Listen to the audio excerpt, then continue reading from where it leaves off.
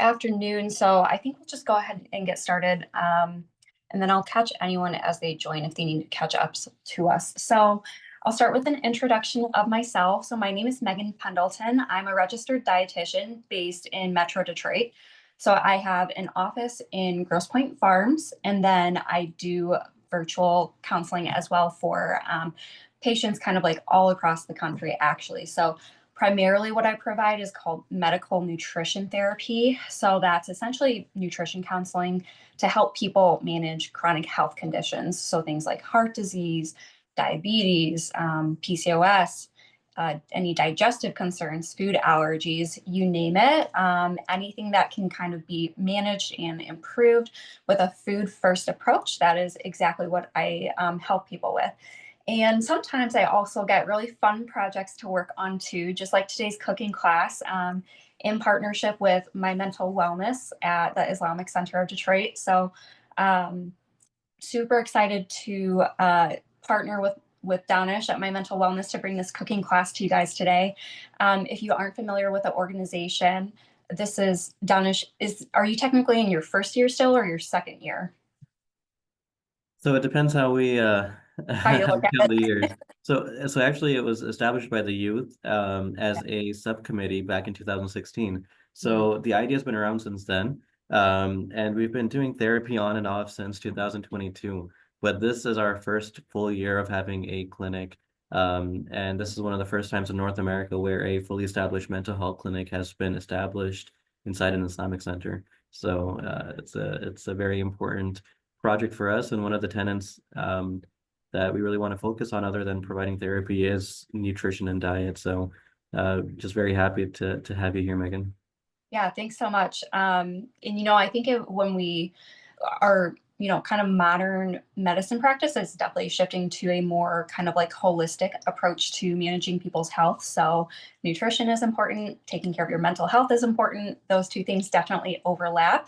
So kind of the theme of today's recipe was introducing you guys to some ingredients that have nutrients that can play a role in managing your brain health from a mental health, kind of like emotional management perspective, and then also cognitive processes as well.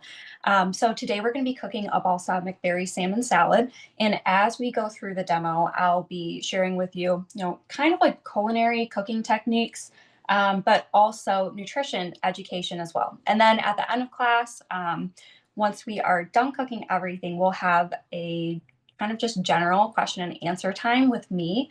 I know it's not every day that people get access to a dietitian, so I like to just kind of open the doors to any nutrition questions that you guys might have at the end of class. We can just chat. So we're gonna go ahead and get started with cooking here. So the first thing that we are going to do is make the dressing for the salad. I'm a huge fan of making dressings at home. It's cheaper than what you buy in the bottle. You can control the ingredients a little bit more. And I do think that things tend to taste a little better when you cook them yourself, right? So when I make dressings at home, what I like to do is use mason jars. You can use any lidded container, but we find these at like thrift stores, at estate sales, super cheap, and they usually come with the metal lids. I like these plastic dishwasher friendly lids. They hold up a little better. So in making a dressing, I make mine olive oil based. So olive oil is probably the most common cooking fat that I use. We do use a lot of avocado oil as well. But so thinking about brain health, and I'm just going to reposition my camera down here so you can see everything that I'm doing. It's really important for brain health to eat foods that are rich in nutrients called polyphenols. So polyphenols are a type of phytonutrient, and that word phytonutrient, the prefix phyto just means plant. So the word essentially just means nutrients that come from plants. These are nutrients that are thought to have a positive health effect in the body. So not necessarily essential for, maintaining yourself, but nonetheless very beneficial to consume. And olive oil is super, super rich in polyphenols, and they're thought to provide brain protection due to anti-inflammatory and antioxidant properties. There's a lot of research on not even only the brain health benefits of regular consumption of olive oil, but for your heart, for your hormones, for cancer protective properties. So all around, I highly recommend making olive oil a primary cooking fat in your pantry. When you are buying olive oil, I'd recommend to look for cold pressed and extra virgin if possible, because those will be higher in polyphenols. But if you just get regular olive oil, that's okay too. That is a more affordable option. So my phrase is whatever fits your budget is the best option. The only thing you want to do is look for the ingredient label on the bottle if there is one, because sometimes they might be cut with other oils. So you just want to make sure it's 100% oil. All right. So first thing I'm going to do is pour about a quarter cup of this into my mason jar. So we'll measure that out. And when you have olive oil, you want to also store it away from heat and then in a dark place as well. That will help it to last longer and preserve more of the nutrients in it. So, for example, I wouldn't necessarily, I'll show you my stove. So, my stove top is right there. I wouldn't necessarily want to store it in a cabinet near my stove where it's going to get warmer. I want to store it away in a pantry, or we have cabinets for storage on the opposite side of our kitchen. So that's where we store ours. It's just going to help preserve it a little bit longer. So we have the oil in there. Next, we are going to add about 2 tablespoons of balsamic vinegar. And what I like about this recipe for the whole salad is you can switch ingredients out based off of what you have pretty easily. So if you didn't have balsamic vinegar, you could switch it for a red wine vinegar. You could switch it for a white vinegar, really anything that you have on hand. Okay, so we have 2 tablespoons in there. And now you can see it doesn't really mix, right? The oil sits on top, the vinegar's on the bottom. So what we need to do in order to get that to mix well is to put an ingredient in there called an emulsifier. An emulsifier just describes a substance that will essentially bind these two together so that they stay mixed well. And my favorite one to add in there would be Dijon mustard. It adds flavor and it adds that emulsification as well. So we are going to add about a teaspoon of Dijon mustard.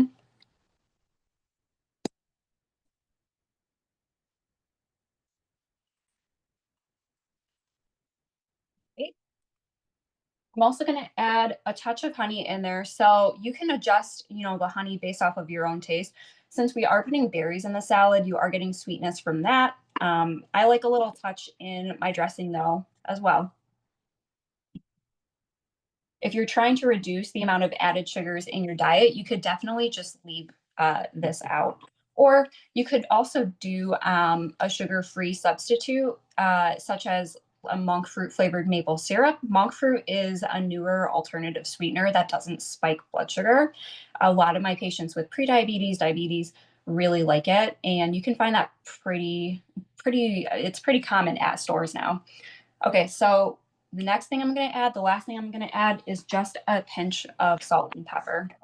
So when you make this, you can actually keep it stored in your fridge for quite a while. I would say up to 2 weeks. So sometimes I like to make a big batch of this, just so it's in the fridge ready to go whenever I need it. It might solidify a little bit in the fridge just because there is olive oil. And when olive oil gets cold, it solidifies. Just leave it on your counter for about 5 to 10 minutes and you'll be good to go. So the reason I love using jars so much is because you can literally just add everything in and then shake it. No whisking, no cleaning a bowl. You just shake it and put it in your fridge and it's good to go. I am a fan of not cleaning dishes if I don't have to. So if I can, cut down on dishes, that's great. And you can see with just a little bit of shaking, all of the ingredients are really well combined now, right? We have that Dijon that's holding together the olive oil and the balsamic vinegar. Awesome. So we have that made. Next thing that we're going to do is get our toppings ready, just anything that we need to chop. Okay, so when I am chopping, I want to show you guys two things for safety. So one, anytime I'm chopping on a chopping board, I want to put either, I use these grippy rubber circles. It's actually to open jars, but I put it under my cutting board, or you can get a wet rag and put it under your cutting board as well. It's basically just going to help your cutting board to not slide around as you are chopping because it has something to grip on the counter. So my blueberries, I don't need to chop these, but my strawberries, we are going to remove the leaves and then chop these up just more into bite-sized pieces. And I already have my berries washed, so if you don't have yours washed, you can go ahead and do that right now and then chop.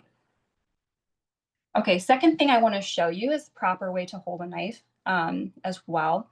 Sometimes when I'm working with patients who may have arthritis or maybe neurological issues that affect their grip strength, one thing that can be helpful is to make sure you're holding the knife really well so that you are not over fatiguing your wrist. So what we want to do is something called a pinch grip. So you take your index finger and your thumb and pinch right where the blade meets the hilt of the knife, and then wrap your other fingers around the knife. So this is the proper way to hold your knife. You should not be holding it by the butt back there. And you can technically eat the strawberry tops. Even actually, these leaves are edible too. These leaves are actually really good sources of vitamin C. Um, we grow our own strawberries when it's warmer out, and we'll just eat the whole thing with the leaves on. But up to you if you want to eat that or not. So berries are another example of a really brain healthy food. So berries are really rich in a nutrient called flavonoids. Those are another class of those phytonutrients that have a lot of research to show protection to the brain. So we have evidence showing that at least a few servings of berries per week, along with other foods rich in flavonoids, so things like tea, citrus, dark chocolate would all be amazing choices, can really confer a lot of benefits for brain health, especially when it comes to cognitive function. There's one dietary pattern called the MIND diet, which is basically a Mediterranean based dietary pattern, right? So high in fruits, vegetables, whole grains, legumes, nuts, seeds, fish, all those great things that show that, as we go along and, touch on the benefits of all of these ingredients, regular inclusion of all of these foods on a regular basis in some studies has shown a delay in cognitive impairment, right? So like dementia-like symptoms of up to 7.5 years just from food alone. So that is pretty significant. So I have my strawberries done. And then I like red onion in my salads too. So I'm gonna chop up a little bit of this. And one thing, I definitely don't, I think there's a misperception that to eat healthy foods, it has to be bland or boring or like only vegetables, only broccoli. There's a grain of truth to that. We definitely want to do a lot of vegetables, but it definitely doesn't have to be bland and boring. I think with salads, a lot of patients have told me have struggled with, feeling that when they make salads at home, because it's a really easy way to get lots of fresh foods that maybe they fall a little flat on flavors. One thing to start thinking about in your meals to get a little bit more satisfaction is, paying attention to what flavor combinations do you like, what textures do you like, what mouthfeels do you like. You'll notice in this recipe, we're going to have like a lot of layers of different flavors. We are going to have sweetness from strawberries. We're going to have some acidity from the vinegar. We're going to have a little bit of bite from the red onion and goat cheese as well. That's going to be creamy and kind of tangy. If you're using walnuts, that's going to be kind of that crunchy feeling. So you get a lot more enjoyment when you're kind of, doing some experimentation with figuring out how can you add depth to your recipes and different combinations of flavors and textures. Okay. So we have some onion slices, and that's pretty much it for everything we need to chop. So, next thing that we're going to be onto is the salmon.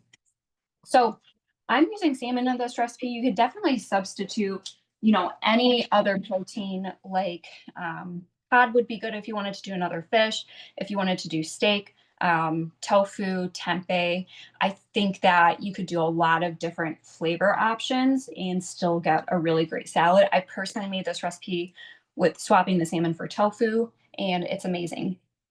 But one of the reasons I wanted to highlight salmon is a very oily fish. It's very fatty, rich in fats called omega-3 fatty acids.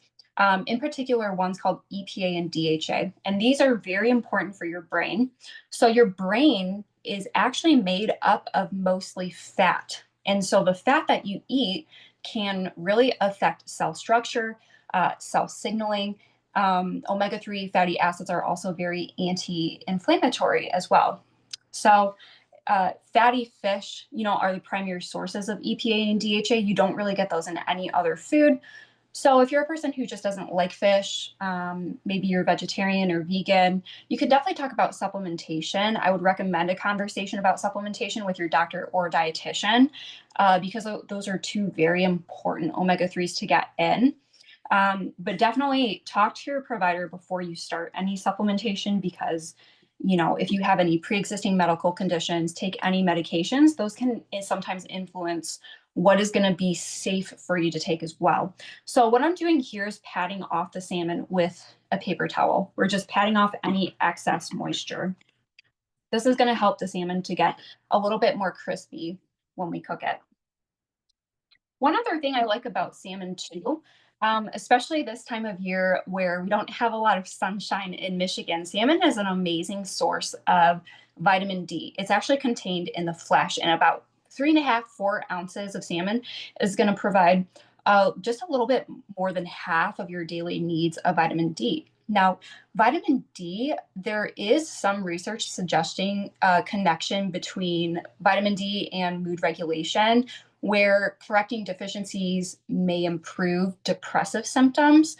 And pretty much anyone who lives in Michigan, even sometimes in the summer, needs to take a vitamin D supplement. If you're working indoors all day, you're not really getting sunshine because the UV rays and sunshine help us to create vitamin Ds in our bodies.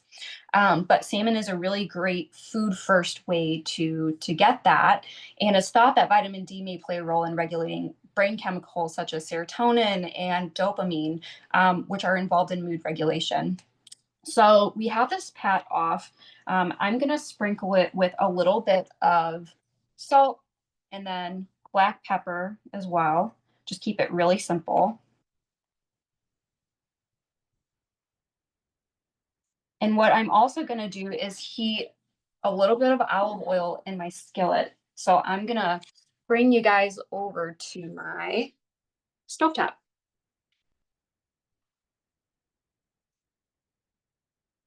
Okay. And turn the light on. Awesome. Okay, so I'm just cooking one fillet, but if you're cooking more than one, just use a bigger skillet. So I'm gonna put some oil in the skillet. And then I'm also gonna turn this on to about medium-high heat. You might see information online that says you're not supposed to eat olive oil over like past medium heat. That's not necessarily true. Over medium high heat is fine. You're not going to be cooking it for long enough to really degrade the olive oil in any way. So it is okay to use it at a little bit of higher heat. Now, once we get this warm, we're going to add in the salmon. And I want you to take a couple notes. If you're using farm raised salmon, you might need to cook it a little bit longer to get it done in the middle. And then if you're cooking wild caught salmon, you might need to cook it a little less. Wild caught is a little bit leaner and we don't want it to dry out and get too overdone. So we generally cook that a little bit less. What will be helpful is if you have a meat thermometer to temp the inside of your salmon. Now, Salmon is not something like chicken where if you undercook it, you're necessarily going to get sick from it, right? Because we can actually eat salmon raw. However, depending on how well done you like it, I personally like mine about medium well, which since I'm cooking, I'm cooking wild caught salmon, I'm going to cook that to an internal temperature of about 145 degrees. Now, when you're cooking salmon on the stovetop, the trick to getting a crispy exterior is to not touch it for the first few minutes of cooking. I'm definitely guilty when I'm cooking something. I constantly like to look under it to see if it's browning, but I swear you just kind of have to leave it alone and let it do its thing.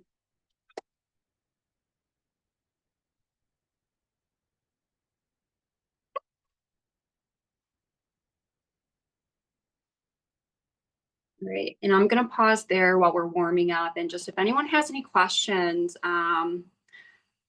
if they want to take themselves off mute, ask any questions, go ahead while we wait for this to warm up.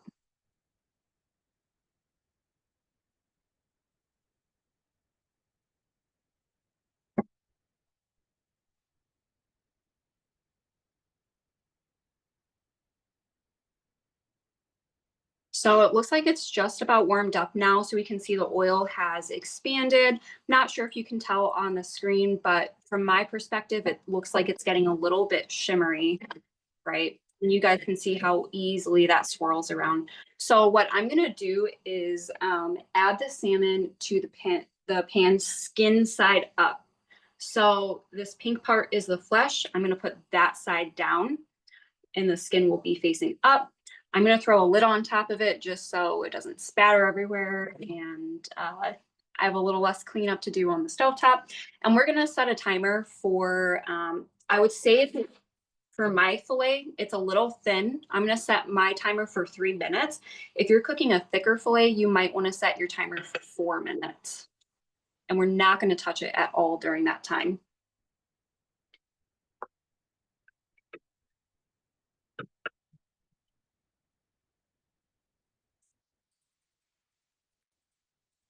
All right, I'm going to set my timer.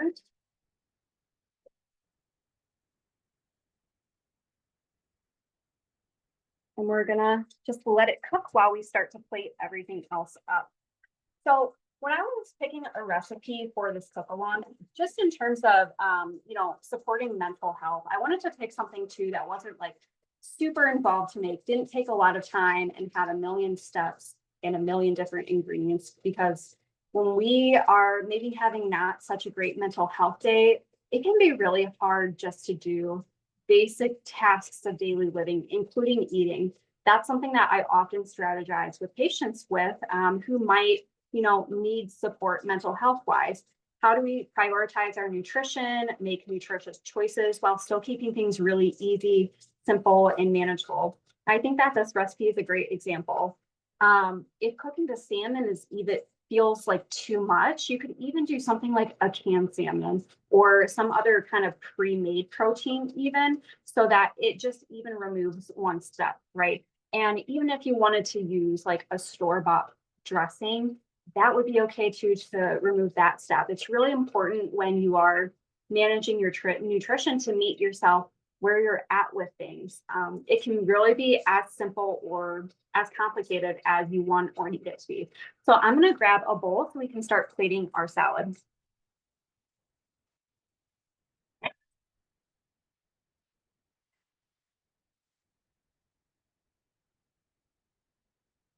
All right.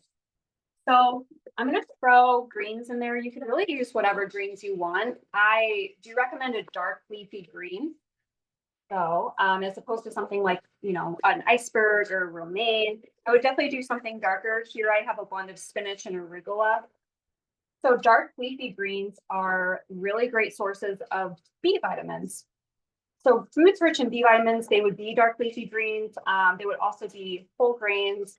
But B vitamins essentially help your brain to create chemicals that affect mood regulation and other cognitive function.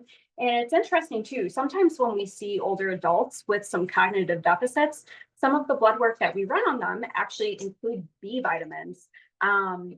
As you get older, it might become a little bit harder for your body to absorb B vitamins from your food, just due to a change in the way that your body produces stomach acid and other digestive enzymes that are necessary to absorb B vitamins well. So I would say, adults 16 or older, I actually add B vitamins to their regular lab work that they use for screening. All right, we have our greens. I'm going to toss our delicious blueberries in there as well. Our strawberries, and I don't know if you can hear it, my timer went off, so I'm going to go ahead and flip my salmon. It should come off very easily. The skin should not be sticking to the pan because we left it alone. So I'm going to go ahead and do that and put on a timer for another 3 minutes. So go ahead and do yours too.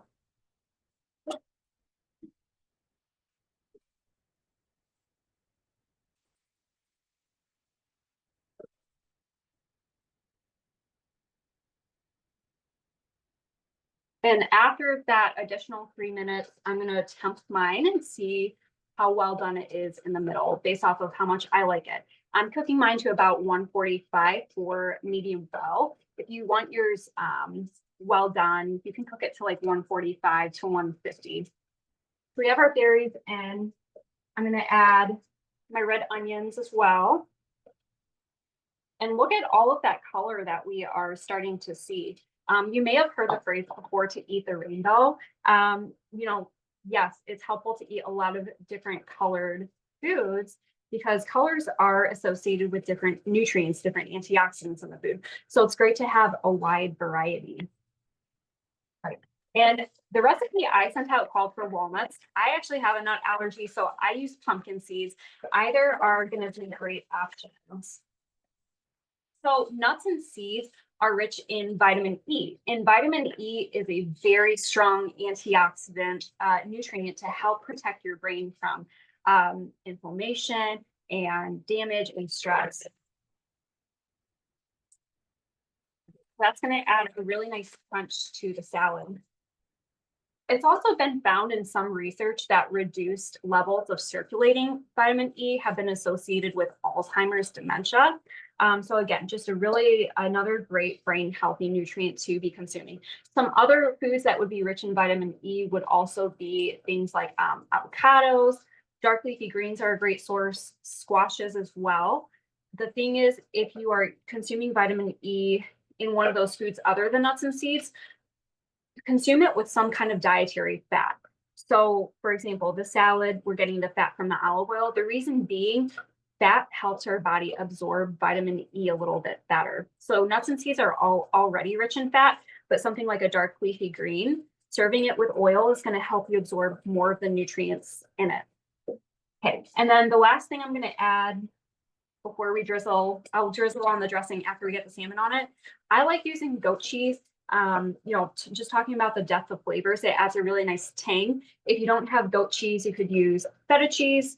And if you don't do cheese at all, I think you could even do something like avocado. That'll still give it like that creamy texture too.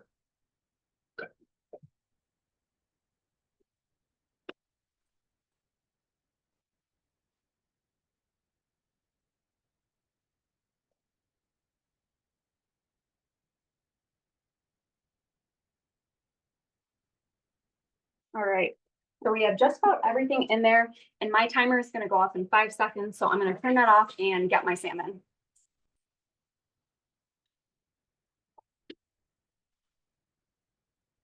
And I'm going to show you what mine looks like. All right, so you can see it has a nice brown crust on it. And I'm going to go ahead and temp it, see what it's coming out at.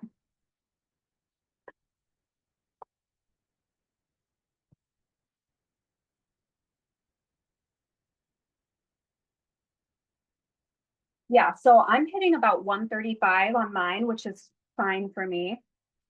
So I'm going to turn the heat off and plate it. And I will say too, these are super cheap. Amazon, you can get this for like 10 bucks. Super helpful, especially just for food safety. Make sure you're cooking things well. Get yourself one of these if you don't have it. This is an instant read, so it just takes a few seconds to read the temperature. I do recommend looking for one that is waterproof though, just to, it'll help extend the life of it a little bit better when you're washing it.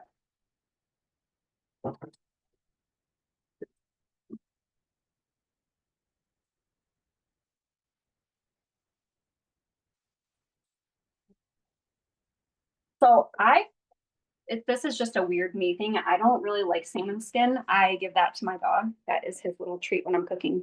So I just serve myself the flesh.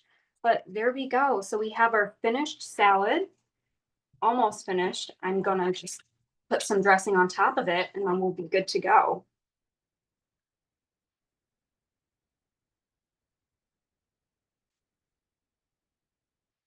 So obviously, if I was not talking to you guys the whole thing, we're at 12:30 now. This would not take a half hour. This would probably take you more like 15, 20 minutes max. But a really great example of an extremely nutrient dense, colorful, beautiful, tasty lunch or dinner that you can prepare yourself or your family. So I hope you guys enjoy this recipe. I really appreciate you joining me for cooking with joining me for cooking this, and I'd love to open up open this up now for any questions about the demo, about any of the information shared, or just about like anything about nutrition in general.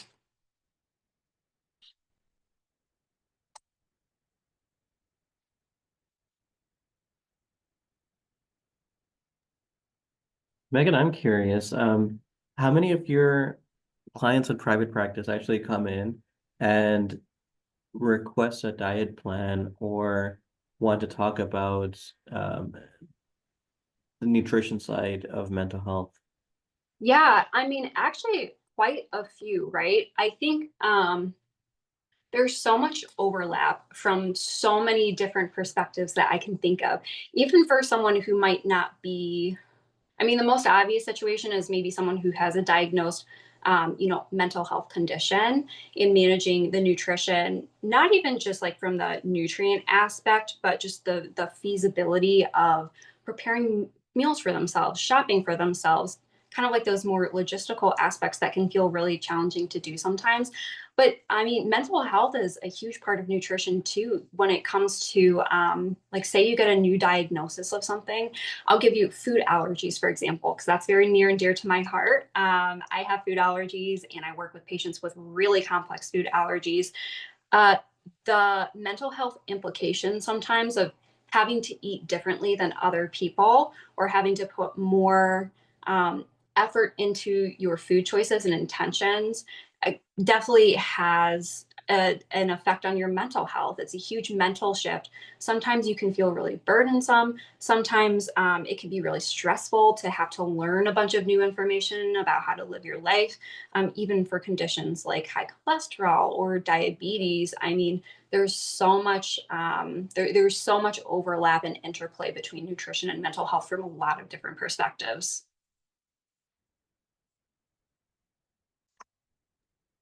Yeah, I could imagine so. Thank you.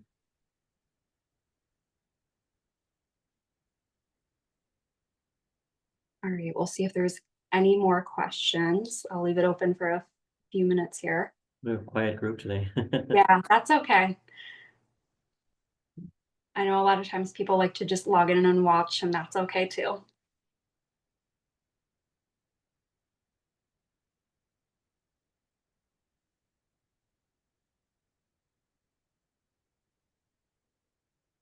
Yeah, so if there's no more questions, I think that's a wrap for today. I'm really happy you guys were able to join us, and I hope you and your family are able to enjoy the recipe.